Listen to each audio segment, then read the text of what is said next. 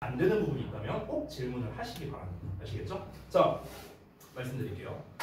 여러분 일단 우리가 당장 작년에 중학생일 때 중등부에서 배우는 문법이라는 녀석과 고등부에서 배우는 어법이라는 녀석 간에는요 엄청난 간극이 있습니다. 자, 이 차이가 무엇일까를 먼저 접근해 볼게요. 지금 여기 계신 대부분의 여러분들은요 아마 제가 좀 조심스럽게 예상하자면 대부분 중등부 때 그래도 시험을 다 잘 보지 않았을까? 라고 저는 좀 생각을 합니다. 그래도 내가 좀 중등부 때 나름 공부를 열심히 했다. 그럼 대부분은 95에서 100점 사이를 받지 않았을까?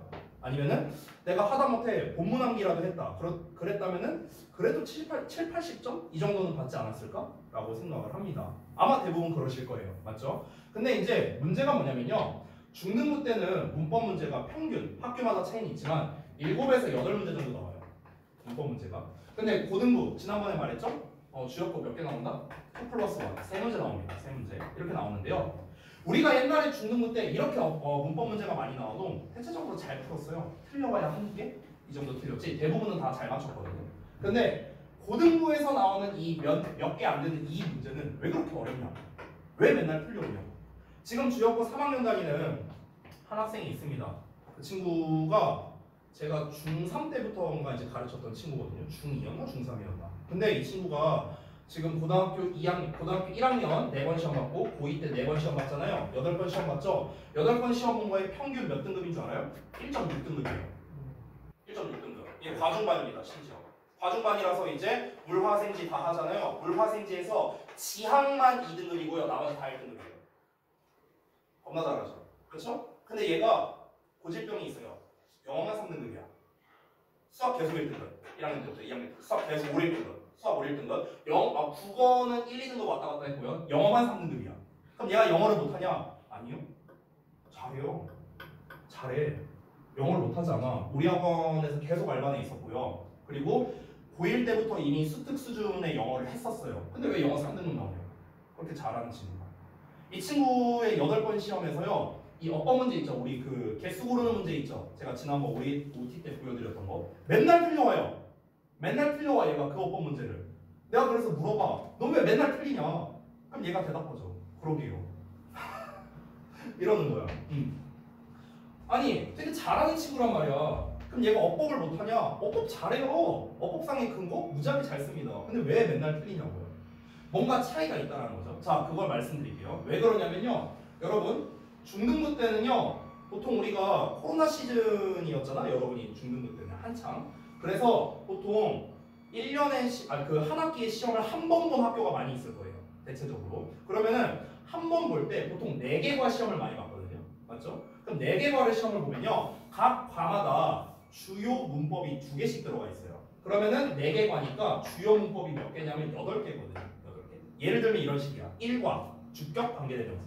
2과 분사구문. 1과 주격 관계대명사. 분사구문 뭐 이렇게 써 있어. 그래서 학교에서 그 막 문법 프린트 뭐 이딴 거 나눠주고 뭐 빈칸 같은 거 채우고 다 이런 거 해봤을 거 아니야 학교에서. 그렇죠? 그렇게 나왔었습니다. 근데 고등부는 어떠냐? 1과 무슨 뭐 사역동사, 2과 뭐 이렇게 나오느냐? 안 나와요. 그렇게 안 나와.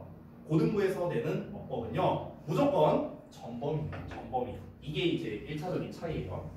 우리가 중등부 문법에서 고등부 어법으로 넘어갈 때 어려워하는 이유. 얘는 범위가 제한적이거든요.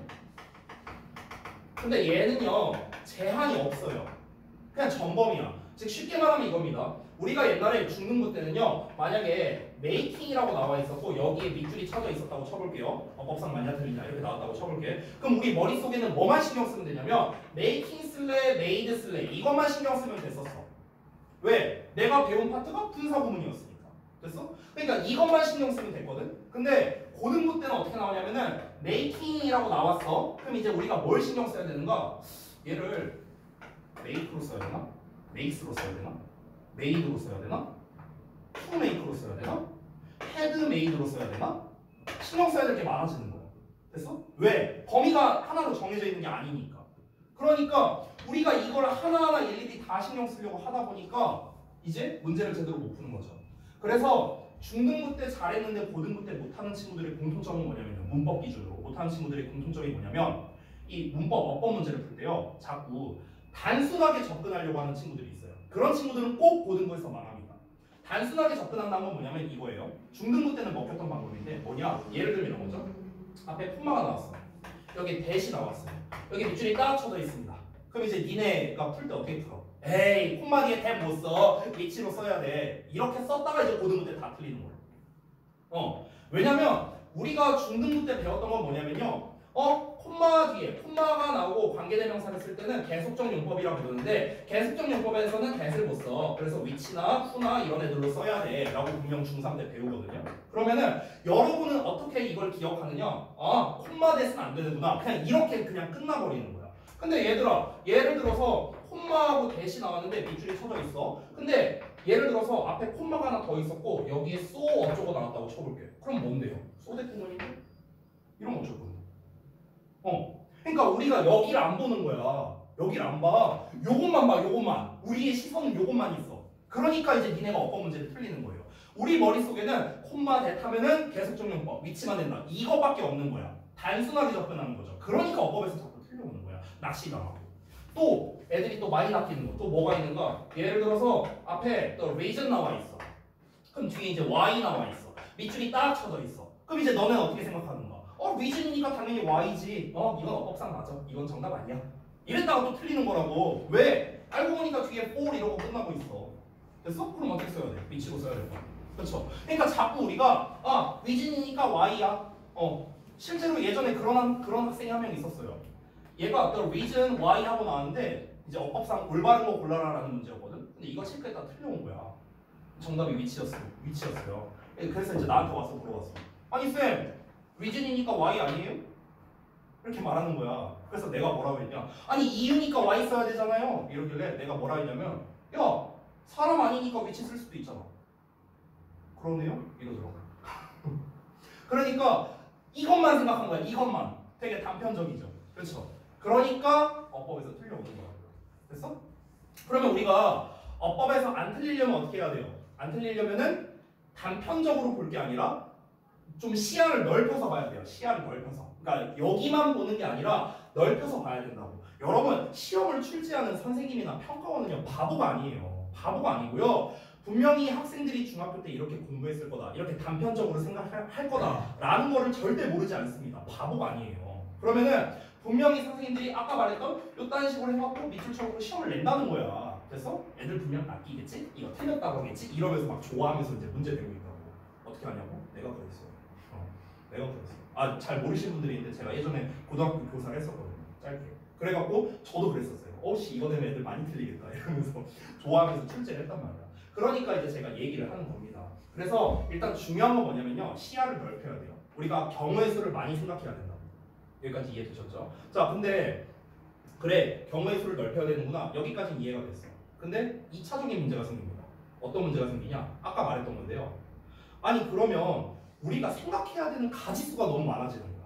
너무 많아져. 아까 말했다시피 원래는 making이냐 made냐 이것만 신경 쓰면 됐는데 make냐, makes냐, made냐, had made냐, have made냐, to make냐, to be made냐 신경 쓸 게 너무 많아지잖아. 그치? 이런 문제가 생기는 거야. 그래서 제가 이것 때문에 지난 수년을 고민을 했어요.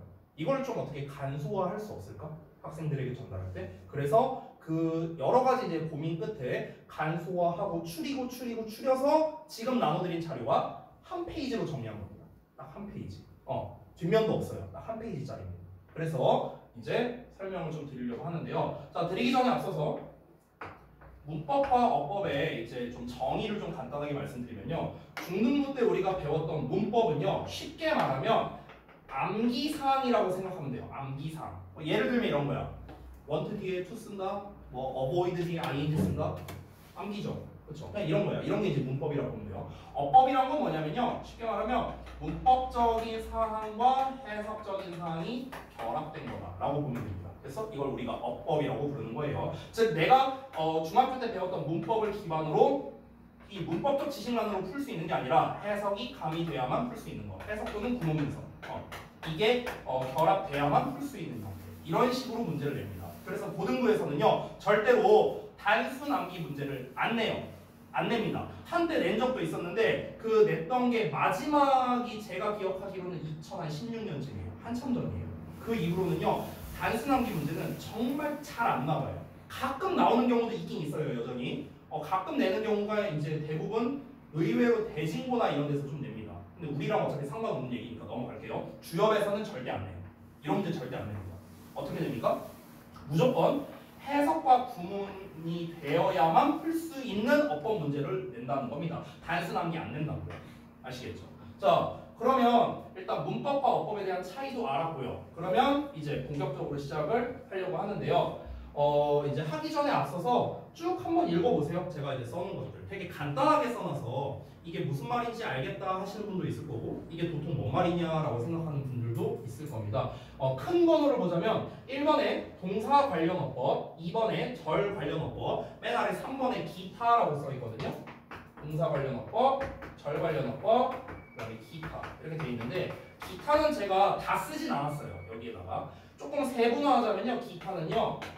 해석이 필수인 녀석이 있고요. 그 외가 있거든요. 해석이 필수인 녀석이 이거는 프린트에 써 있는데요. 대명사 관련된 거, 대동사 관련된 거, 그리고 병렬 구조 관련된 겁니다.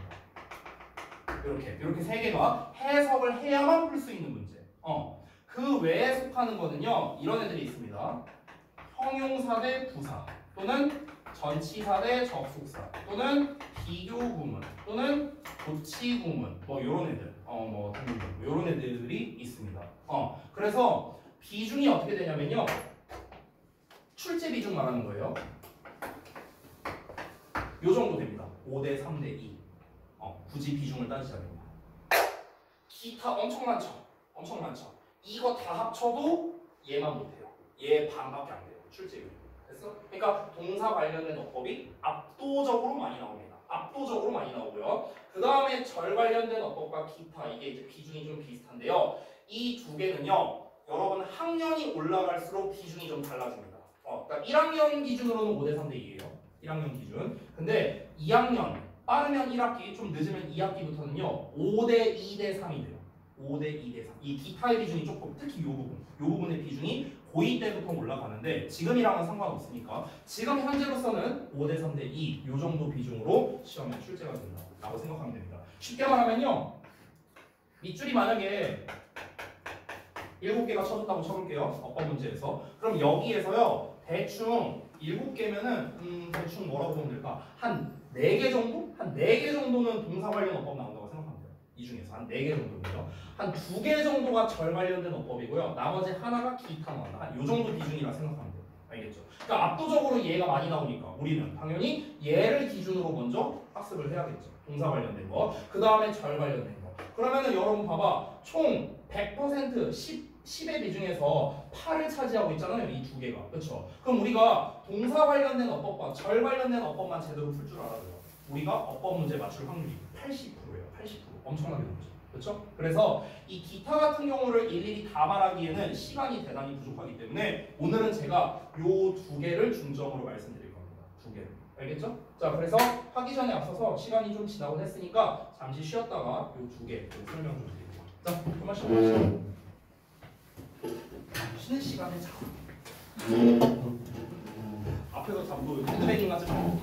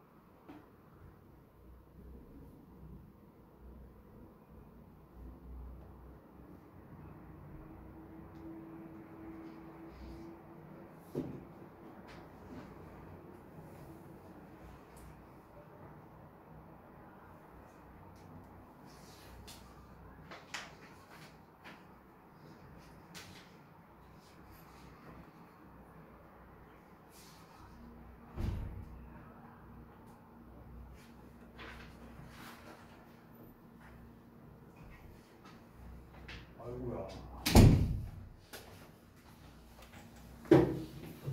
일어났네.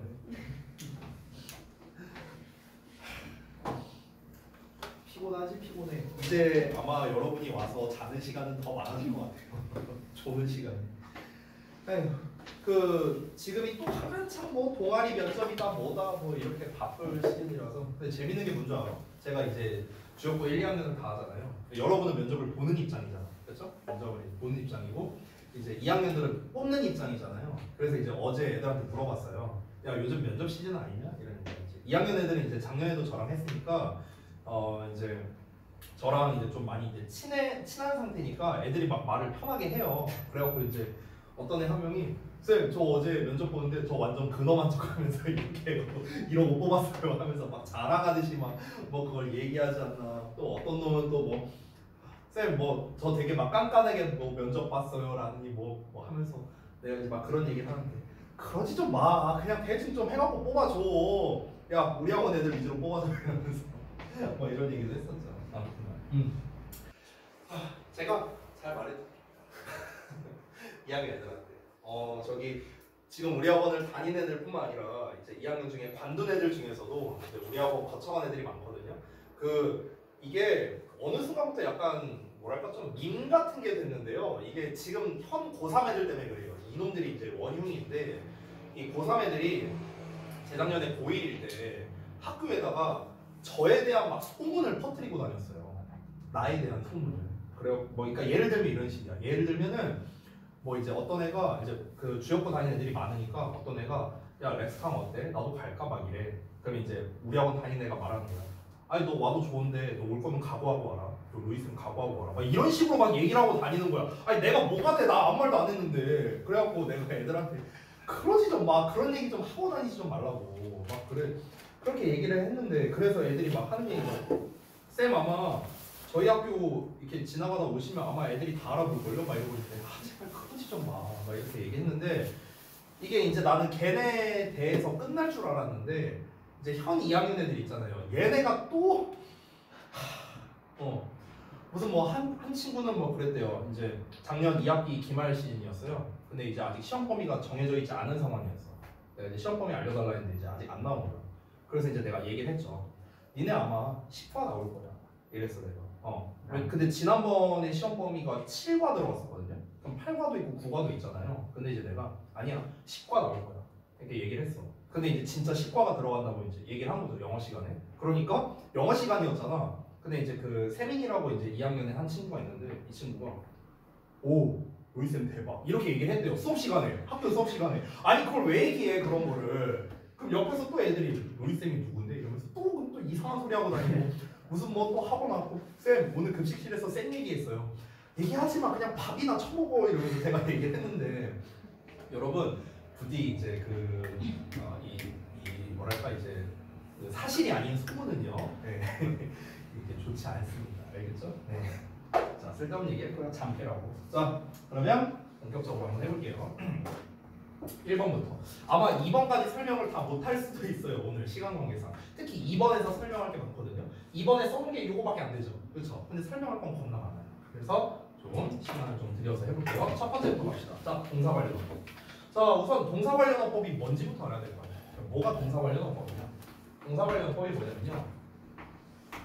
동사처럼 생긴 거 전부에 이게 동사관련어법이에요. 그냥 동사처럼 생겼다. 그러면 이게 동사관련어법이에요. 예를 들어서 make에 밑줄이 쳐져 있어, makes에 밑줄 쳐져 있어, making에 밑줄 쳐져 있어, made, 뭐 have made, to make, had made, will make, will have made 겁나 많죠. 형태 겁나 많죠. 싹 다 동사관련어법이야. 알겠죠? 그냥 동사처럼 생겼으면 동사관련어법이다. 즉 조금 더 있어 보이게 말하자면요, 동사 또는 준동사를 말하는 겁니다. 동사 또는 준동사에 밑줄이 쳐져 있다. 그러면 동사 관련 어법이야. 알겠죠? 자, 그러면 이 동사 관련된 어법을 풀 때 풀이 과정을 알려드릴게요. 여러분은요 반드시 이 과정대로 하셔야 됩니다. 앞으로 여러분이 그 이제 데일리 테스트를 이제 하시거나 어법 관련된 걸 하시거나 오늘처럼 아니면 이제 어법 숙제 있잖아요. 우리 그 워크북에서 파트 4 어법 숙제였잖아. 이런 걸 할 때 반드시 이 프린트를 펴고 이 과정에 맞춰서 하셔야 돼요. 알겠죠? 그리고 얘기 나온 김에 말씀드리자면 오늘 숙제 검사했을 때 한 명도 안 했는데요. 잠깐만 죄송해요. 잠깐 폰 좀 볼게요. 제가 여러분 숙제에다가 뭐라고 써놨었냐면요. 여러분이 못 보신 것 같아서 말씀을 드릴게요. 숙제에 뭐라 써놨냐면 제가 숙제를 1번, 2번에 나눠서 써놨거든요. 근데 2번 아래에 뭐라고 써있냐면 별표 표시해놓고 이렇게 써져 있어요. 읽어드릴게요. 어법 파트 풀 때는 반드시 어법상의 근거를 간단히 작성하고 이해 안 되는 부분에는 크게 별표 표시할 것. 여기서 이해의 기준은 로이쌤에게 설명할 수 있느냐 없느냐다. 이렇게 써놨어요 제가. 근데 아무도 안 썼어요. 이 어법상의 근거. 알았어. 아이 거기서 눈치 없게 손들고 있어요. 나 진짜 이해원 눈치 없는 거 진짜. 아무튼 대부분 안 했어요. 자, 그래서 이해합니다. 못 봤을 수 있어요. 그래서 내가 오늘 뭐라 안 했잖아요. 그래서 어차피 여러분 다음 시간 그러니까 토요일까지거든요. 토요일까지 워크북 마무리 해갖고 저한테 사진 찍어 보내야 되는데 사진을 다 찍어서 보내기 너무 많으니까요. 여러분 워크북 맨 뒤에 보면은 40페이지였나로 기억해요. 40페이지에 보면은 체크라고 있어요. 체크. 이렇게 종합형으로 이렇게 나와 있는 거 있어. 빈칸도 있고 영작도 있고 어법도 있고 어휘도 있고 종합형으로 있는 게 있거든. 그 부분만 사진 찍어서 보내면 돼요. 물론 여러분이 얍삽하게 맨 마지막 페이지만 해갖고 사진 찍어서 보낼 수도 있겠죠. 근데 어차피 다 해야 되잖아. 그리고 다음 주 화요일 날 제가 검사를 할 거기 때문에 이번 주 토요일까지 마무리를 해서 저한테 보내시면 됩니다. 아시겠죠? 그리고 내가 왜요? 아니. 왜? 나 부른 거예요? 아니, 부른 거야? 아니, 알겠다고. 아니 나 이해를 못했어. 아무튼 알겠어요. 네, 아무튼 그래서 내가 불시에 갑자기 딱 물어볼 수도 있어. 갑자기 내가 이혜원한테 카톡 보내서 야 36쪽 보내봐. 이럴 수도 있어. 그러니까 다 하세요. 알겠죠? 할 때 어법상의 근거 반드시 잘 체크하고. 자, 다시 한번 보겠습니다. 자, 그래서 동사 관련 어법이 뭐냐? 동사처럼 생긴 거 싹 다예요. 그럼 이 문제를 풀 때 어떤 과정으로 풀어야 되는가? 나보다 어법 잘하면 이거 생각으로 하셔도 됩니다. 나보다 어법 잘하는 사람 없잖아. 그렇죠? 그러니까 이 과정대로 하세요. 첫 번째, 일단 동사 자리가 맞냐 아니냐를 먼저 판단합니다. 무조건 이게 1순위예요. 동사 관련은 어법 나옵니다. 자, 다시 한번 볼게요. 자, 예를 들어서 make하고 밑줄이 딱 쳐져 있어. 어떻게 하라고요? 얘가 동사 자리가 맞냐 아니냐 이거부터 판단하라고. 이걸 어떻게 판단할까? 구문 분석해야겠죠.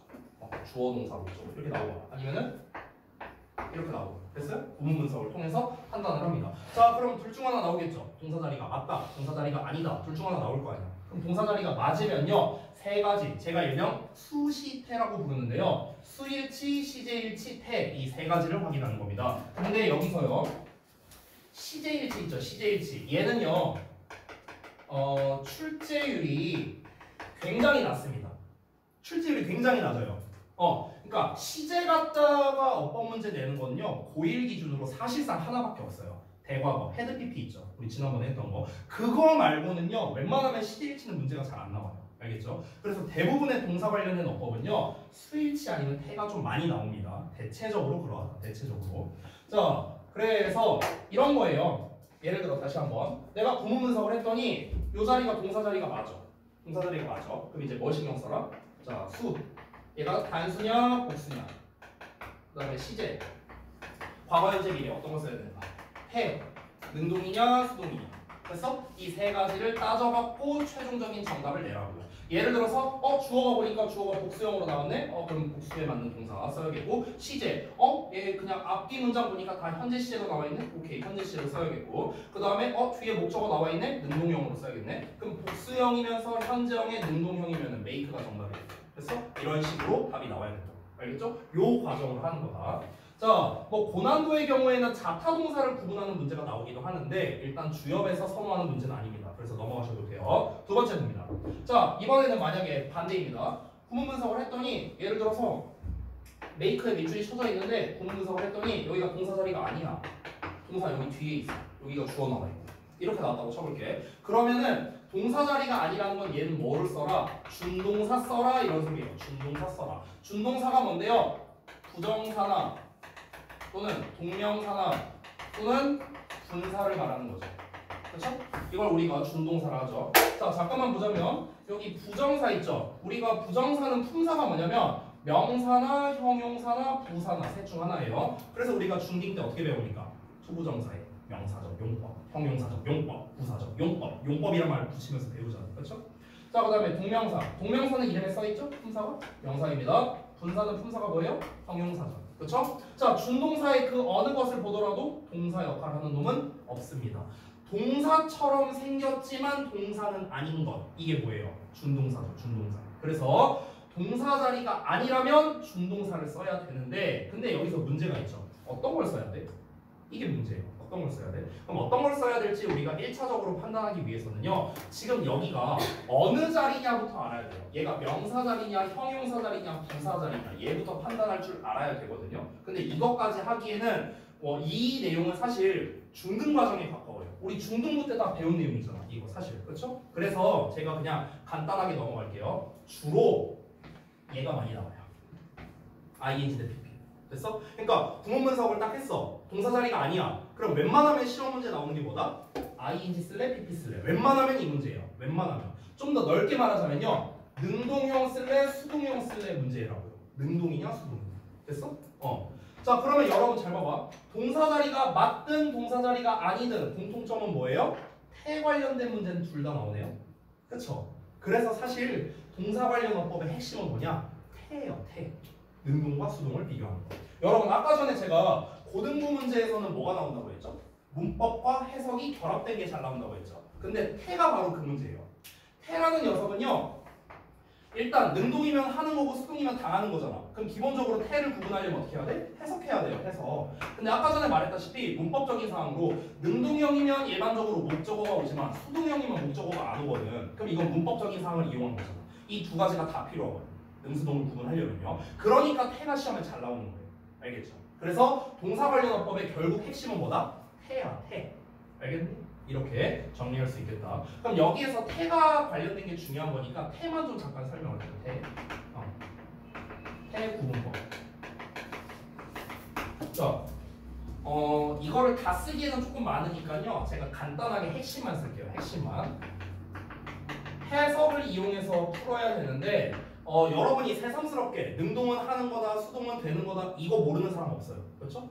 중요한 게 있습니다. 해석을 이용할 때 중요한 건 뭐냐면요. 하는 거냐 당하는 거냐 이게 중요한 게 아니고요. 누가가 중요해요. 누가. 지금 무슨 말이야? 누가 뭔가를 하는 건지 되는 건지 구분하는 게 중요한데 이 누가 이게 중요하다고. 이 누가 이거를요 문법적으로 말하면요 그럴듯하게 표현해 볼게요. 얘를 의미상 주어라 표현해요. 의미상 주어. 됐어요? 예를 들어서 아까 전처럼 또 한번 써볼게요. making 쓸래, made 쓸래 이렇게 나왔어. 그럼 얘는 만드는이고 얘는 만들어진이잖아. 이거 해석은 할 수 있잖아. 그쵸? 중요한 건 뭐라고요? 누가 만드는 거냐 누가 만들어지는 거냐 누가가 중요하다고. 즉 의미상 주어를 찾는 게 핵심이라는 거죠. 예를 들어서 얘가 앞에 있는 명사를 이렇게 수식한다고 해볼게. 그럼 이 경우에는 의미상 주어가 누구냐? 당연히 꾸밈받는 명사예요. 그러면 얘 입장에서 얘가 만드는 거면 ing고 얘가 만들어지는 거면 made를 쓰면 되는 거죠. 됐어요? 이런 식으로 핵심은 누구다? 누가 하는 거냐 되는 거냐. 이 누가 얘가 중요하다고. 얘를 찾는 게 핵심이라고요. 해석을 할 때는. 알겠죠? 자, 그 다음에 넘어가서 이번에는 어법적 사실을 이용하는 겁니다. 자, 조금 구체적으로 쓸게요. 어법적 사실을 이용하는 건 뭐냐면 아까 잠깐 말했던 건데 능동이면 일반적으로 뒤에 목적어가 나오고요. 수동이면은 보통 목적어가 안 나온다. 이런 얘기를 했습니다. 자, 일단 왜 이런 일이 벌어지는지 원리를 알아야겠죠. 원리를 잠깐 말할게요. 여러분, 능동태라는 거는요 일반적인 동사형을 능동태라고 합니다. 수동태는 여러분이 중딩 때 배웠다시피 비동사의 pp 이렇게 쓰죠. 그렇죠? 그럼 잘 봐봐. 예를 들어서 내가 가장 일반적인 삼형식 문장을 써볼게. 그럼 이 삼형식 문장을 우리가 수동태로 바꾸면 어떻게 됩니까? 얘 주어로 빼서 얘는 비동사의 pp로 빼고 그 다음에 얘는 by의 목적격 된다. 우리가 이렇게 배웠잖아 중딩 때. 그렇죠? 그럼 잘 봐봐. 여기에 있는 동사는 뭡니까? 능동형이에요. 근데 얘는 BPP 나왔으니까 수동형입니다. 뒤를 보세요. 능동형 뒤에는 목적어가 나왔지만 수동형 뒤에는 목적어가 안 나왔죠. 됐니? 그렇기 때문에 능동 뒤에 목적어, 수동 뒤에 목적어가 안 온다. 이게 일반적이라는 거야. 일반적으로. 됐어? 근데 방금 말했다시피 일반적으로 그렇다는 거지 100% 그렇다는 건 아닙니다. 반대로 나오는 경우도 있거든. 반대로 나오는 경우는 뭐냐면요. 거꾸로 능동인데 뒤에 목적어가 안 나오는 경우도 있어요. 거꾸로. 또 반대로 수동인데 뒤에 목적어가 나오는 경우도 있고요. 심지어 보어가 나오는 경우도 있습니다. 자, 그러면은 이거의 기준은 무엇이냐? 바로 전부 다 몇 형식 동사냐에 따라 다른 거예요. 몇 형식 동사냐. 자, 결국에 이 능동형과 수동형이 몇 형식 동사에서 파생되느냐가 중요한데 능동 뒤에 목적어가 나온다는 거는요. 3, 4, 5형식이죠. 그렇죠? 동사 뒤에 목적어가 나오는 건 몇 형식인데 3, 4, 5형식이잖아. 그렇죠? 수동 뒤에 목적어가 안 나온다는요. 3형식에 해당되는 겁니다. 방금 보여줬었죠. 제가 3형식 문장을 수동태로 바꾸는 거. 능동형인데 뒤에 목적어가 안 나온대. 그럼 이건 몇 형식이겠어? 1, 2형식이겠죠. 그렇죠? 수동 뒤에 목적어가 나온대. 그럼 수동태로 바꿨음에도 불구하고 목적어를 쓰려면 목적어가 2개 있어야겠네요. 즉 4형식이 됩니다. 됐어요? 그럼 얘 나온 거는 5형식이 되는 거죠. 됐어요? 이렇게 정리할 수 있거든요. 이거 형식 쓴 거예요. 형식. 근데 여러분 여기서 잘 봐봐. 잘 봐봐. 이 능동형 그리고 수동형이 있거든. 잘 보시면요. 능동형은요. 1, 2, 3, 4, 5형식이 다 가능하죠. 그렇죠? 당연히. 근데 수동형은요. 3, 4, 5형식만 가능하다고 되어 있네. 보이시나요? 그러면은 여기서 우리가 또 알 수 있는 결론이 있습니다. 1, 2형식 동사는 능동만 가능하다. 반대로 말하면 수동이 안 된다. 이런 결론이 나오는 거예요. 근데 이 1, 2형식 동사에 이름이 있어요. 이 이름을 뭐라고 하는지 혹시 알아요? 1, 2형식 동사를 묶어서 이런 무슨 동사라고 불러요? 맞아요. 자동사라고 부릅니다. 자동사. 됐어요? 그래서 결론이 뭐냐? 결론은 뭐냐? 자동사를 영어로 VI라고 해요. 자동사는요. 수동형이 안 된다. 이런 결론이 나옵니다. 됐어요? 그러면 이제 여기에서 제가 알려드려야 될 게 그래서 시험에는 뭐가 많이 나오느냐 이 정도는 알려줄 수 있잖아요. 그렇죠? 여러분이 아니 얘가 몇 형식 동사인지 이걸 어떻게 알아요? 다. 여러분 내가 질문 하나 해볼게요. 한번 맞추나 해보자. 아까 내가 계속 썼던 메이크 이거 몇 형식 동사인지 알아요? 알아? 맞춰봐. 맞아요. 1, 2, 3, 4, 5예요. 1, 2, 3, 4, 5에서 다 쓰여요. 근데 해석이 다 달라요. 아니 야 메이크 한 단어만 보더라도 1, 2, 3, 4, 5에서 다 쓰이는데 그럼 우리가 어떻게 구분을 해요? 여러분 get 있죠 get. 얘 몇 형식 동사일까? get. 얘도 1, 2, 3, 4, 5예요. 다 쓰여요. 모든 형식에서 다 쓰인다고요. 형식에 따라 의미가 달라져요. 예를 들어 make 1형식일 때 혹시 뭔 뜻인지 알아요? 가다라는 뜻이야. 가다. 뭐야 뭐. 2형식일 때는 become의 뜻이야. 되다. 3형식 우리가 알고 있는 만들다. 4형식 만들어주다. 5형식 사역동사죠? 엄하게 만들다. 됐어? get은요. 1형식일 때 도달하다 도착하다. 우리 회화에서 많이 나오잖아. How can I get there? 거기 어떻게 가는 거야? get 도착하다. 2형식 뭐뭐가 되다. 3형식 얻다. 4형식 가져다주다. 5형식 뭐뭐하기 시키다. 준사역동사. 됐어? 모든 형식이 다 있다고. 이걸 근데 우리가 어떻게 알아요? 그렇잖아. 그러니까 이걸 우리 지금 딱 두 단어만 봤는데도 형식별로 뜻이 다 있잖아요. 이걸 여러분이 어떻게 외워요? 그래서 팁을 줘야겠죠. 알아서 외워 이러면 내가 너무 성의였잖아. 그래서 팁을 줄게요. 보통 시험에서요. 여기 정도까지만 시험 나옵니다. 시험에서 많이 나와요. 얘네는 보통 시험에서 잘 안 물어봅니다. 얘네 둘은요. 근데 그나마 물어본다면 4형식 정도? 이 정도? 수동 뒤에 목적어 나온다? 이 정도? 근데 이 동사형이 정해져 있어요. 웬만하면 give로 많이 내요. give. 아니면은 ask. 웬만하면 둘 중 하나야. ask 아니면 give야. 됐어? 그래서 만약에 be given 나왔어. 그럼 뒤에 목적어 나오거나 또는 be asked 나왔어. 뒤에 목적어 나오거나. 이 두 개가 제일 많이 나와. 이 두 개가 제일 많이 나와. 됐어? 근데 그나마 나온다는 거지 잘 나오는 건 아닙니다. 그러면 대부분은 어떠냐? 아까 제가 말했던 대로 능동 뒤에 목적어 온다, 수동 뒤에 목적어 안 온다. 이걸로 대부분 풀려요. 퍼센트로 따지면 한 70%? 70% 정도는 풀립니다. 근데 문제가 있네요. 요것도 시험에 잘 나온다 했죠. 이게 바로 뭡니까? 요 부분이 바로 뭐예요? 자동사예요. 자동사. 그래서 아까 말했다시피 자동사는 수동형이 안 된다 했잖아요. 무조건 ing, 무조건 능동형으로 써야 되거든. 그러면 아니 선생님 자동사의 종류가 뭐가 있는데요? 라고 물어본다면 겁나 많겠죠 종류가. 근데 시험에 잘 나오는 애들이 있어요. 잘 나오는 애들이 있어. 그게 어떤 거냐면요. 발생하다 시리즈 있어요. 발생하다 시리즈. 발생하다 시리즈가 뭐가 있습니까? take place, occur, happen. 그 다음에 그게 뭐예요? arise. 이렇게 표현돼.